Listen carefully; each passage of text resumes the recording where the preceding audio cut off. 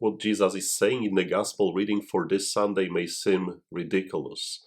It probably didn't make sense to those who were listening to him back then, and it doesn't make sense to many people of today. Love your enemies, do good to those who hate you.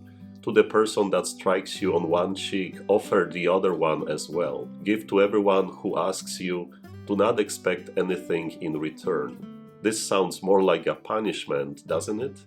Why would Jesus tell us all this? I must admit that there was a time when I argued with Jesus. I was questioning him. How come you are telling me to love my enemies? Why should I do good to those who hurt me or hate me? But now I think I know why. No, it is not easy, but we must follow this difficult teaching of the Lord simply to be happier in life. We must try to understand Jesus' teaching not as a punishment, but as something that will be beneficial to us, something that will make us free, and ultimately will make us happy people. How?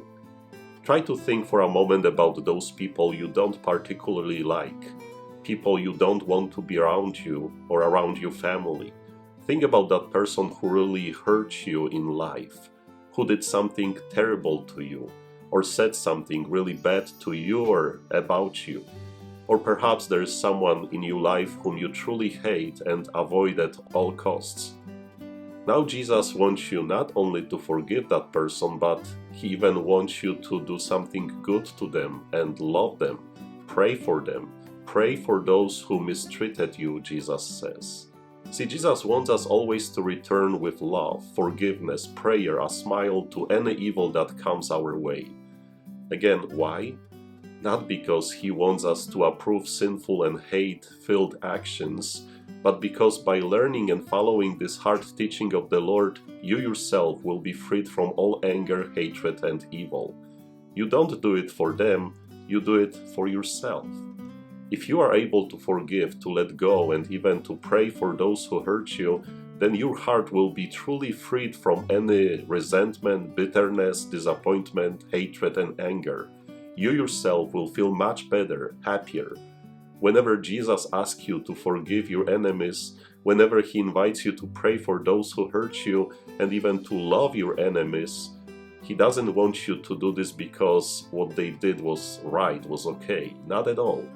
Whoever hurts another person does a terrible thing. We can't ever approve of any wrongdoing. But by forgiving, praying, and loving, we will make our life happy, empty it from any anger.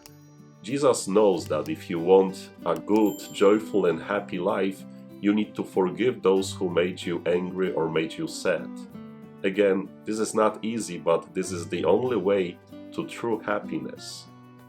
So let's go to work, and God bless you.